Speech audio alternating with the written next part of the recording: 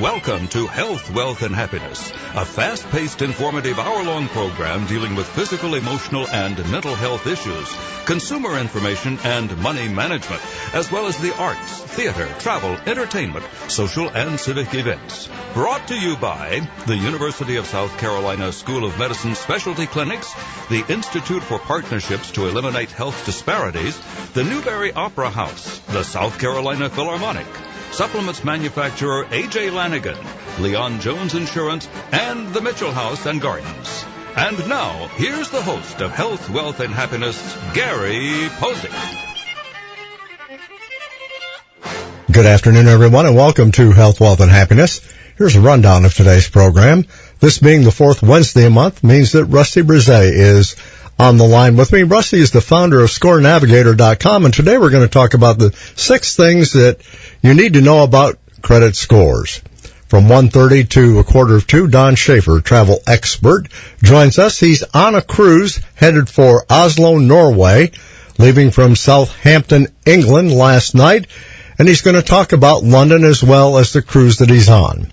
From 1:45 to 2, Lewis Rogers from Haynes Auditorium will call in.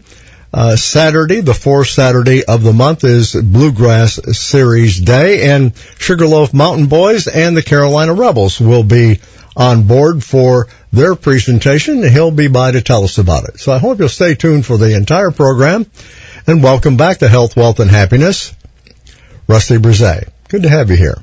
Yeah, good to be back, Gary. No doubt about the fact that the things that people need to know about credit scores, quite frankly, most people don't have a clue.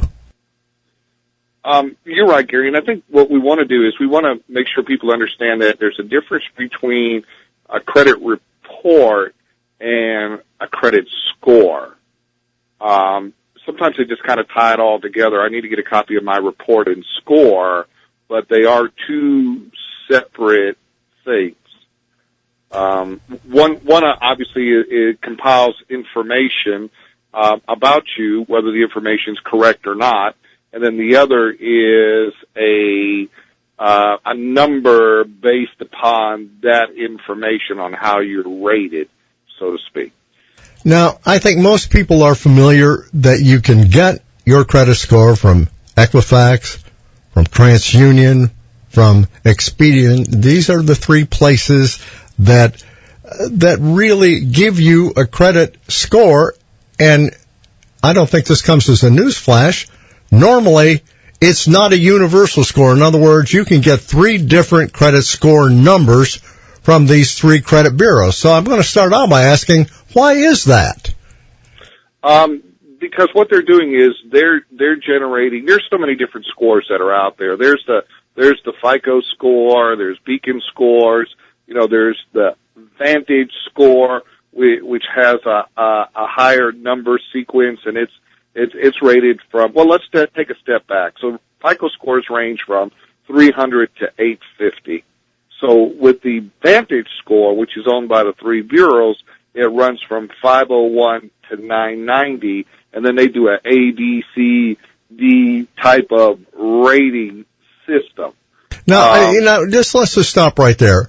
Hell, sure. I don't know the difference between what is a FICO score, and what difference does it make between those 2 scores? Where it makes a difference is what the potential lender, whatever system they're using, they have it scaled out, and they say, okay, say for instance with FICO, they say in order to get a home loan, you have to have, we'll just say a number, a 780 score. In order to get a good rate, you may need a 700 score for an automobile. You may need a 680 score to get a credit card. With Vantage score, you're looking at higher numbers in order to get the better rates of financing, and you're probably looking on a scale of a 850 score from them to a 925, 950 score. Now, what is FICO? What does FICO stand for? What does that mean? Well, what that means is that's the name of the company. It's Fair Isaac Company. And Fair Isaac Company put together the scoring algorithm that's used in most arenas when pulling credit. And again, Gary, that score number is derived from behavioral and data from your credit in order to do a comparison, in order to say whether or not you have the ability to repay credit that's been provided for you, or whether or not you'll default. Now, here's what I think it really becomes confusing. Not only am I going to get 3 different scores from the 3 different credit bureaus, but if I take that score in to say, let's buy a new car, and I get down to brass tacks, I'm going to end up, if I'm going to finance that car, which almost everybody does, I'm going to end up with the person in that agency that makes the most money. That would be the financial officer, the guy or gal that crunches the numbers. And guess what? What he or she comes up with in terms of my credit score, doggone it, it's different than the piece of paper that I'm carrying in that I got from Equifax. Now, why is that? Because they sell different scores. The score is just a number, and we'll go back for the old listeners and the new listeners. The credit data is what the most important part is. Your score is derived from the data. So number one, you have to make sure that all of the information on each one of the 3 credit bureaus is correct. That's the first thing you have to do. Then you have to know what your balance to high credit ratio needs to be in order to fall into those percentages to maximize your current credit score. Then you need to know what type of usage you have to have in order to make sure that your rating stays up when you got to have credit utilization. Then you got to know when does each one of your creditors report to the bureau, so when you do an action step on paying a balance or making sure your information is correct, when do they all report? Once all that's into place, then when you go to apply somewhere for credit, only when you've made a decision to purchase that should you allow them to pull your credit. Because at that point, your credit score is not going to be any better at that point than it will ever be if you follow all of those steps. Now, here's what I've learned for the year and a half that Rusty has been on my show, and it's this. You got to understand how the game is played, and that's why he keeps talking about what you really need to be concerned about is not your credit score, it's the credit data. And I'm going to give you an example of what we're talking about. I bet you hear this all the time. You and your people hear, I don't know why I got a low credit score. I've never, ever missed a payment. I pay all my bills. That may be. But do you pay them on time? And believe it or not, folks, being late with a payment many times is worse than not paying at all. Am I right?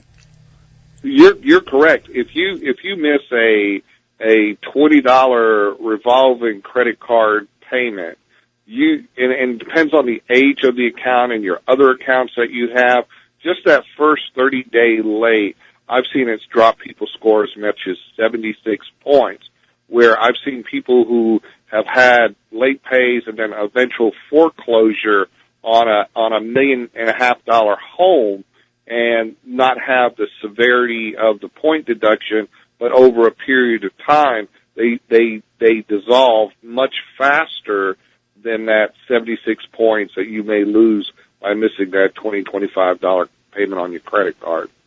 How do you correct that, Rusty? I mean, that obviously isn't fair. $20 versus $1.5 million. I mean, you don't have to be a financial wizard to figure that out.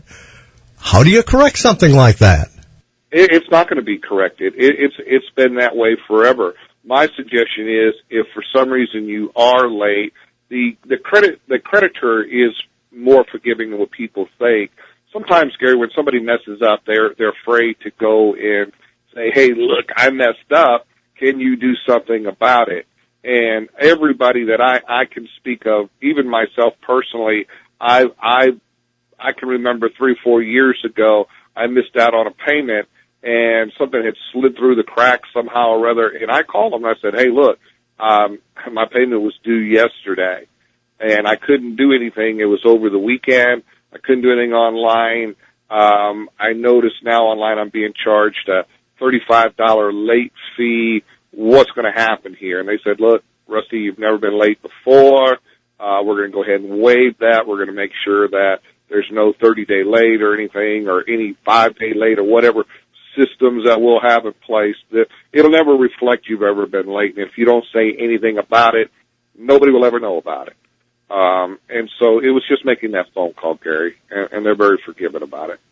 And, and I think that's maybe where a lot of people make a mistake in not picking up the phone and asking to speak with consumer relations or whoever, and finding out, is there any way I can make this whole again? And you remember, if you're dealing with a human being rather than dealing with a computer, chances are, especially if they look at your record and they find out you've been a customer for umpity-ump months or umpity-ump years, you've never missed a payment, you're always on time, or you're paying early, they're going to forgive that. Why? Because you're the exception rather than the rule. You sure are, Gary, and they also don't want to lose your business. So they know that, in confrontational things, people make rash decisions. And if they say, well, listen, Gary, we're not going to make this exception here because they do it all the time, but we're not going to do this exception for you, you may say, well, that's really great because you know what? I am going to pay this account off, close my account. I'm not going to do any more business with you, and you're never going to make all this money off me again. So, and just let me interrupt long enough to say that's exactly what happened to me and Exxon. I will admit, this was a mistake I made. I sent in my payment by check, and it was 7 cents. Whatever it was, $138.07, and I made it for $138. I got a letter in the mail indicating that I was late with my payment. I called up and I said, no, I wasn't late with my payment. Oh, yes, sir, you were. The charge was $138.07, and you paid $138. I said, oh, okay, well, I'll just add it on to my next bill, and, I'll take care of it. Nope. We expect payment now. I said, you're kidding. No, you're late. I don't have any idea who I was speaking to, but she was less than pleasant. And I said, I'll tell you what I'm going to do. I'm going to send you your 7 cents in the mail along with my cut-up credit card, because I'll never do business with Exxon ever again unless I happen to run out of gas and yours is the closest gas station. That was probably 20 years ago, and I've been a man of my word. And so they've realized that, Gary, because you haven't been the only one. Listen, when people sometimes when they think they're paying off their account, their balance for the month, I've seen it on credit files where we've seen customers where they've lost over 30 points off their credit score because interest wasn't completely paid on the cycling from that creditor. They closed their account out, they paid it, it was out of sight, out of mind, they moved, and then all of a sudden it showed on their credit report that they were charged off for $2.70, and it killed their credit score over it. So people need to be aware of following it. And our recommendation, Gary, is, you can't put checks in the mail anymore. You don't know how things are going to get to anywhere. It's better to make all your payments online. It's better to have it pre-done way ahead of time. So if your payments are due on the 17th, get it paid before that. Have it automatically drafted off of out of your checking account or your prepaid card or whatever it is that you want to use for forms of payment, and you won't run into that. I don't know what happened to nailing this. People, they dropped it in between the seats of their car, and they thought they nailed it. The other thing that you brought out, and it's an important point, and I don't want it to slip between the cracks, and that is you need to know when it is that your creditor reports reports to the credit bureau. And that it's not uniform. You may say, well, I pay all my bills on the 1st, the 15th, and the 30th. That's when I pay. You may be making a mistake right there. It's important to pay according to when your creditor files their reports with the credit bureau. Am I right? Absolutely. And we have that pre-done in the ScoreNavigator product. In the Credit DNA, they have to go in because there are the three bureaus. One, they report to one bureau differently than the other. So we have them find out from their creditors as part of their educational piece, when do they report. And the importance, again, of that, Gary, what you just mentioned and what I said earlier is those are the steps that you need to do. If you go and apply for credit somewhere, before you go apply, you better know when any action that you've taken concerning your credit, you better know when it gets reported, when they all get reported, so that way when you go out, your score will be at its best that day for you to go apply. If not, wait the next day or the next day or the next day to go out and have your credit pulled. And it definitely will change in the life of your loan. Why do I say that? Rarely ever have I ever made purchase of an automobile and made payment to the same company. Why is that? Well, in today's financial world, that piece of paper, little as it may be, is bought and sold, usually 3 times over a 5 or 6 year period. And when it is, whoever the new creditor is, they may have a different date than your original loan in terms of reporting when you pay. Go ahead. Absolutely. Stay on top of that. That is one of the major rules. So the first rule is have a copy of your credit report and check both the positive and the negative items that may be reported, and check and look for where errors are at, where you see where things are wrong, balances, high credits, last payments, those type of things. Find out where that problem is first. Address that problem. But while you're addressing that problem, you can find out where your balance to high credit ratios need to be. Then you can also find out when does your creditor report to each and every one of the credit bureaus, and you can keep yourself a log of that. And you just follow those basic rules and don't apply anywhere for credit unless you just gotta have it.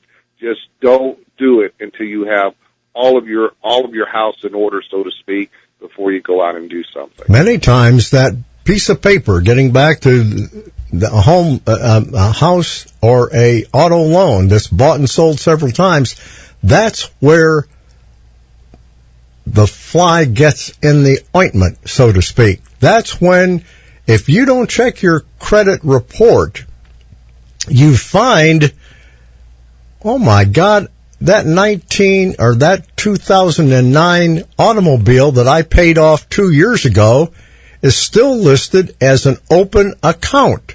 No. I paid it off. Why is it still listed in the credit bureau? No one has bothered to say it's closed out, and they still have it with a company that no longer has that piece of paper. And that isn't even who you've dealt with to close it out, you see.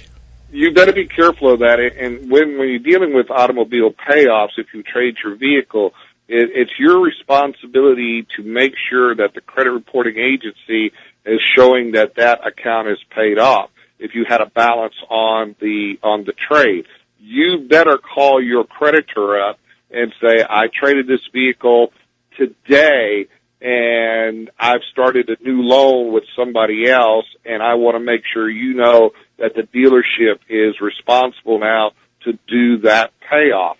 Because a lot of times the dealership will hold the money till they get the proceeds from the new automobile before they pay off your old automobile. So you better be very, very careful about those things as well. Absolutely true.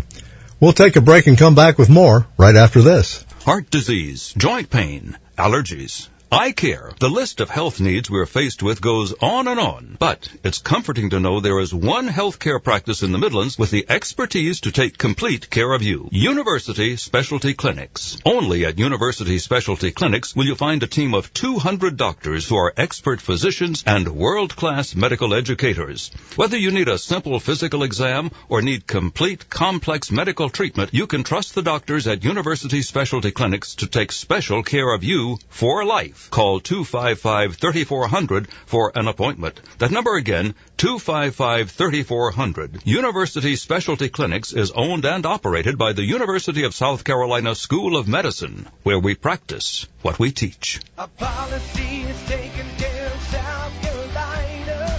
Leon Jones Insurance. We're from South Carolina like you. Neighbors and friends through and through. Our policy is taking the time to give you the service you expect to find. Our policy is taking care of South Carolina. Leon Jones Insurance. With locations in Columbia and Batesburg-Leesville, call 790-5600. That's 790-5600 for a quote. When credit scoring was introduced into the marketplace in the mid-'90s, who really knew the impact it would have on our lives today? The 3-digit number determines the rate of financing we get on our home and auto loans, insurance rates, and even employment. But do you know how your credit score is calculated, and is it accurate? Do you know what to do to raise your credit score or change errors in your credit report? ScoreNavigator.com at just $19.95 a month not only gives you the most accurate credit score in the industry, it will tell you how to increase your credit score. Listen to information about you and your credit on the fourth Wednesday of the month from 1 to 1:30 right here on Health, Wealth, and Happiness. We are back, and joining us for the first half hour of today's program is Rusty Bizet, founder of ScoreNavigator.com, and we're talking about things you need to know about credit scores and credit data. And one of the things, too, that I think is confusing to a lot of people is you get emails, you get things in the mail concerning getting a free credit report. Free doesn't always mean free, however. Yeah, there's only one place to get a free credit report, and that's annualcreditreports.com. You can go on and you can get one free report every year. Unless you have a credit freeze put onto your credit file, then you can actually do it every 90 days as you renew that. So you can get a free report. Where people are advertising at is to get free scores. And there are no real free scores that also consist of the credit data. There are companies that are out there that actually do offer a free score. But it's not the same score as you would get when you go down to apply for a home loan or an automobile. I want to step back on something else, Gary. I want to bring up before I forget that I wanted to mention. We had talked before on credit data and credit scores, and we talked about people that are going out and applying for employment, and the employer has the right to get a credit report on you. So that way the public knows they're not looking at a credit score when they get that. They're looking at the credit data. So they don't care if your score is a 780 or a 580. They're looking at the data and how you manage your life and your credit file.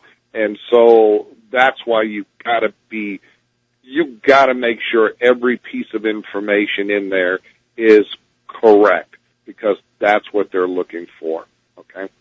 Would it also not be true that if I applied for a credit score on Monday, by today it would be different? There's a great possibility it would be different, depending on your creditors, depending, when they report to the bureau, depending on how many other people may have pulled your credit. When you go to auto places, they shop it around. When you go for a mortgage, they shop it around. And we're all told this myth that, you have an open window to be a smart shopper and your score's not going to be dinged so much. Well, that's not true.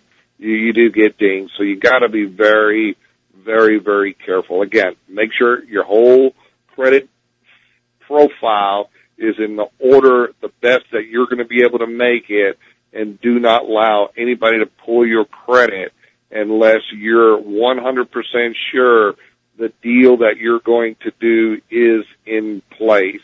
And then you can roll the dice and go with it, and then if your score goes ding, ding, ding, ding, ding, you got it, then you got it. If it doesn't, tell them stop right there.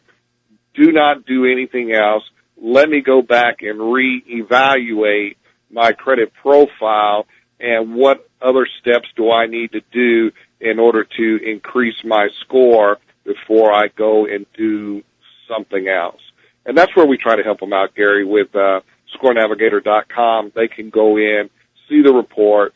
It highlights errors. It tells you what you can do. It has a financial program built in so you can make sure your debt-to-income ratio is there. And that's an important question now in today's credit buy, Gary. The person who's going out to apply needs to ask the lender, where does my debt-to-income ratio need to be? What percentage are you looking at? Because they're giving you some credit there versus a lower score if they see that you have the finances and the ability to pay that loan back.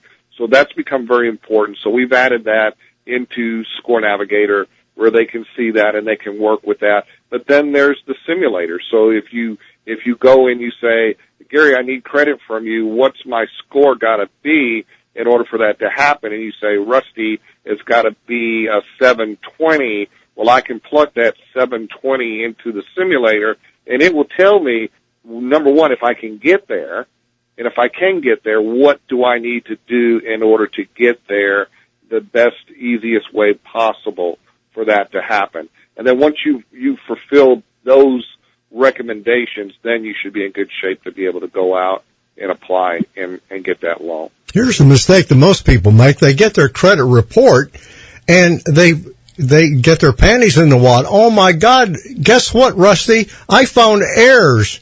Well, you're probably sitting back smiling thinking, no kidding, because you've told me in the 30 years you've been in the business, you've never seen a credit report that didn't have errors. Over 1 million credit reports. Every single report I've ever looked at has had at least one error in it. And those errors that are in it are ones that are major that will determine your credit score. I can raise all kinds of sand and say, by God, I want this corrected. That don't make it happen.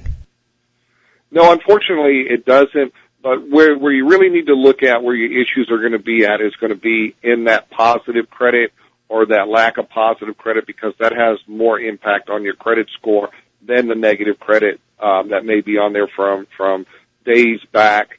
So you've got to focus on that, and then you've got to be able to, spend the time to be able to talk to somebody at the credit bureau, just send over proof, whether it's a statement or something, and they will, by law, they will make those changes on their side, and then they, by law, are supposed to supply you with an updated report of the changes that were done. And that's basically what you do. When you find an error, you are being heard by the credit bureaus. They know who you are, who your company is, and they will make changes. Oh, absolutely, yeah. Through the Credit DNA, which is a full financial credit management with programs set up with individuals that work with the consumer. We have relationships with the credit bureaus where we're able to send them information over. They respond back very quickly. They make the adjustments. The credit bureaus, I want to tell everybody listening, they are not out to try to hurt you. They make mistakes too. They get people that send them mistakes. They're managing over 1 billion pieces of credit every day. Rusty, as I had indicated to you, my next guest is joining us ship to shore. I thank you so much for coming and sharing on Health, Wealth, and Happiness. Thanks, Gary. And now I'm going to make a quick switch and go to, I have to hang up the telephone and be able to do this, Don Schaefer, who is calling me on board ship on his way to Oslo, Norway. It's 6:30 in the evening, so I'll say good evening, Don, and welcome to Health, Wealth, and Happiness. Good to talk to you, Gary. I just left London yesterday, actually Southampton, and we talked last week on your show about how expensive London can be, and I think I can help your listeners maybe save a little money if you want to go to the most popular destination in what is considered Europe by all Americans, and that is London, England. Now, first thing is, most of what we know as London, you probably know this, but it's actually in the city of Westminster. The city of London is only 1 square mile, and it's the south end of what we call London. But I'll tell you what is going to actually save you money, probably surprising to your listeners, because where you stay, if you find a central location, is going to ultimately save you money, even if you are paying more for the hotel room. Now, I was able to get a hotel at a place called Club Quarters, Trafalgar Square. It's in the same building with the Grand Hotel, so it's a perfect location. It's only a half block from Trafalgar Square, and of course that's in the center of everything. It's around the corner from Charing Cross Station, and so you can catch the tube to just about anywhere. The tube is what they call the subway in London. And we're less than a quarter of a mile from Leicester Square. Most Americans would probably pronounce that Leicester or Leicester or Leicester, but it's actually by the Brits pronounced Leicester Square. We're only a quarter of a mile from there. We're only 3/4 of a mile from Buckingham Palace and Hyde Park. We were only 1/3 of a mile from Piccadilly Circus. All of these places I'm sure listeners have heard of. And as we came into town in the taxi, we came to Buckingham Palace and they had the changing of the guard. So I guess somebody must have tipped them off that we were on our way. Anyway. And that definitely is worth seeing every time you go to London. What a wonderful, wonderful event that is. And you see people from all over the world. No matter what you're doing in London, I'll guarantee you people want to see changing of the guard. Well, you can understand why when you view it, because there's nothing like it anywhere in the world. And so when you come to London, you definitely have to plan to see the changing of the guard. Now, our location in London was only a slightly over a mile from Victoria Station, which is one of the major stations for trains as well as buses and trains that would take you to all of the different airports, also to the ship docks in Southampton and Dover and others.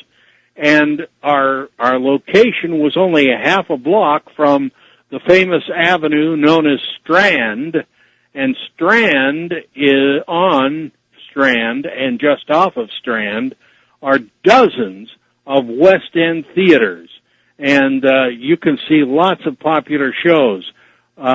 We were a quarter of a mile, as I said, from Leicester Square, and there's a world-famous half-price ticket booth just at the bottom of Leicester Square, and so you can get tickets to just about everything you'd see on Broadway.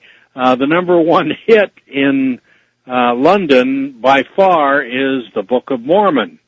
And all I can say is whether you see it on Broadway or you see it in London, you better have a very thick skin. You better be able to laugh at religious things, because you'll be offended if you're not able to laugh at such things. But here's the good news. The British Museum, the world-famous British Museum, where there are more artifacts from all over the world than anywhere else in one place in the world, the British Museum is free. Free, free, free. So enjoy the British Museum.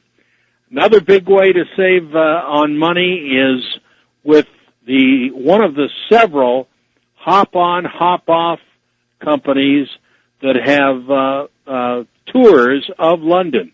Now, we went on the original. That's actually the name of it, the original. The original hop-on, hop-off has 4 different routes, and a 29-pound ticket will get all 4 for a day. And you can also get a 2-day ticket.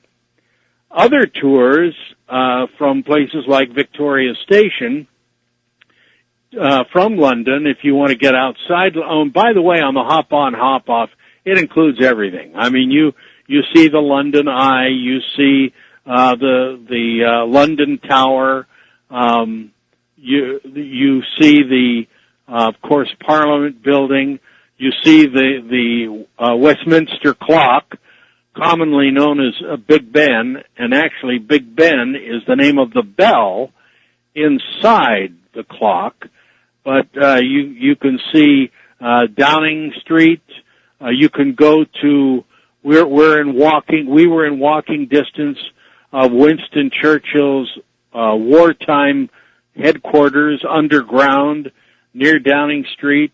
An interesting thing too, we were not too far from Scotland Yard, and Scotland Yard got its name from the embassy for Scotland in London up until the act of that brought the two countries together as one under the British flag, and that was early in the 1700s. I think it was 1707 or 1709, something like that.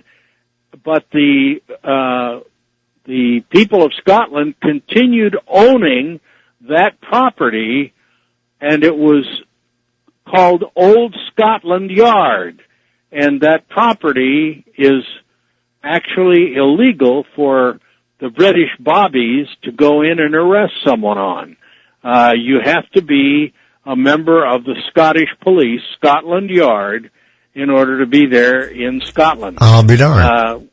Yeah, you learn something every day. I just learned that on this trip.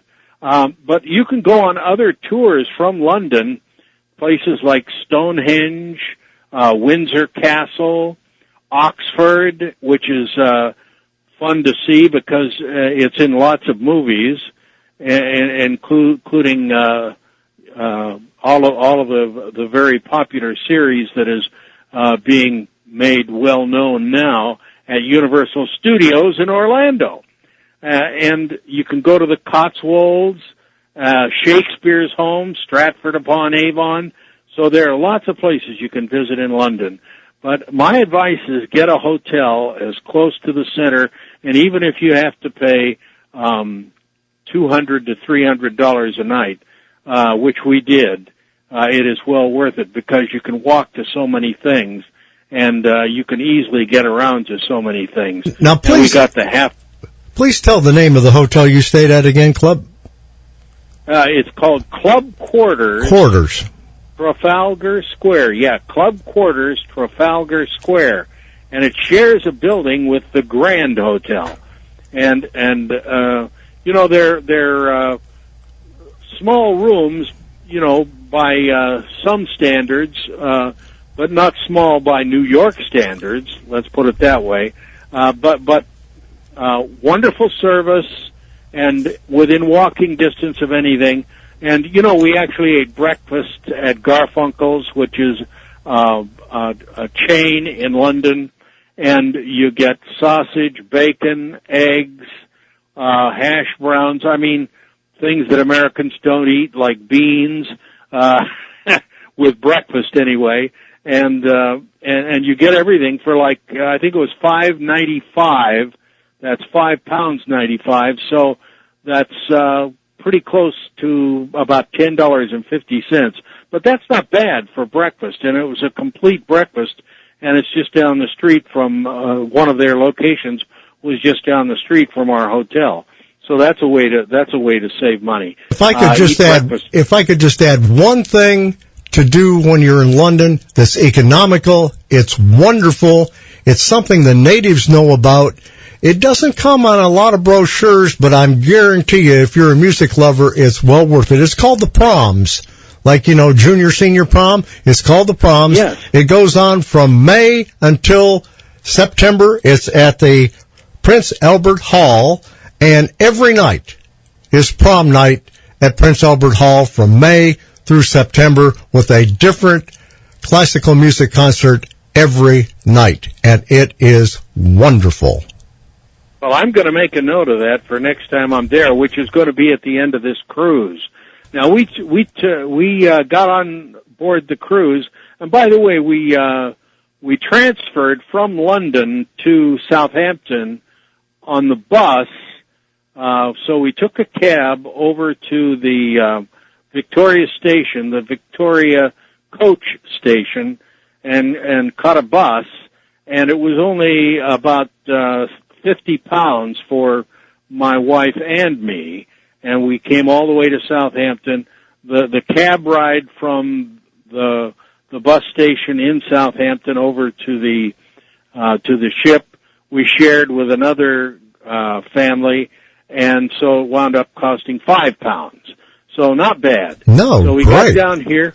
Yeah, we got down here, got on board the ship, and of course, if you want to save money seeing Europe, you cannot beat a cruise because, we are having sumptuous meals. This is the Royal Caribbean Adventure of the Seas, and it's just fantastic dining. And we're on our way to Oslo, Norway. We had a sea day today, so we're going to learn about the Viking history tomorrow in Oslo. And after we get through in Oslo, we're going to sail to Copenhagen in Denmark and see Tivoli Gardens and the Rosenborg Castle. And I'm telling you about places that I've never been to. So, I've been to Norway, but I'd never been to Oslo. I've never been to Copenhagen. And Tivoli Gardens is a must-see. Then we're going to a place called Tallinn, the capital of Estonia. Never been there. So we're going to visit old Estonia while we're there. And then on to St. Petersburg. And, of course, St. Petersburg was the capital during the time of the Tsars. And everybody that I talk to tells me it's just absolutely breathtaking. And so I'll be able to tell you about St. Petersburg next week when I talk to you. But I'm telling you, Gary, I got a shore excursion that I signed up for way ahead of time, way ahead of the cruise in St. Petersburg, because it's a 2-day excursion. We're going to be 2 days in St. Petersburg, and this excursion is all day for 2 days. And so I figured everybody on the ship was going to want to take this, so I got it before anybody else signed up. And so if you sign up for no other shore excursion, when you go to St. Petersburg, get a shore excursion. Because, things like the visa are included with the shore excursion. And then after St. Petersburg, we're going to Helsinki, Finland. Never been there. I'll tell you about that next week. And then to Bruges, Belgium. And I think I've mentioned Bruges before, but Bruges is a bedroom community for Brussels. It's sort of a suburb of Brussels. A lot of people who work in Brussels live in Bruges. But the law in Bruges is you cannot build a building that has that doesn't look like it's at least 16th century. So you cannot you cannot build a modern building in Bruges. You have to build it to look like it's 16th century or older. Cobblestone streets, lots of little shops that sell the Belgian lace, the chocolates. It's just a fabulous city. And if any of your listeners have ever been to Rothenburg, Germany, it's similar to that, only Rothenburg is built for tourists and Bruges is a real city. And it's also similar to San Gimignano in Italy, which is not far from Siena, but San Gimignano, again, is a tourist town. But San Gimignano, Rothenburg, and Bruges are all old cities, and in the case of Rothenburg and San Gimignano, they're walled cities. So they're all very interesting. One of the interesting things is that because of safety concerns, many Americans have canceled cruises that have involved Russia. And all I can say is the Europeans are more realistic. And this cruise ship that I'm on right now is full of Europeans, and they have no problem going to St. Petersburg, Russia. And if there are going to be any problems, they're going to be far away from St. Petersburg, Russia. I don't know what it is about us Americans. I think it's partly because we're geographically challenged. But, just because something is happening down on the border doesn't mean it's going to affect things hundreds and hundreds of miles away. But if you want to save money on Europe, go on a cruise. And by the way, Gary, you remember last week I told you about that Viking River cruise? Now that's a luxury cruise, much more expensive than the one I'm on, but they're selling those Waterways of the Tsars cruises that are 13 days long that go between Moscow and St. Petersburg, and as I understand, they have this offer up through the end of the month, and they still have cabins available in July, September, and October for between $3,500 and $400, and they will fly you free from Charlotte. Best deal I've ever heard of. It really is. I thank you so much for coming and sharing on Health, Wealth, and Happiness. And if you're lucky, when you're in St. Petersburg, you'll get to see the Bolshoi.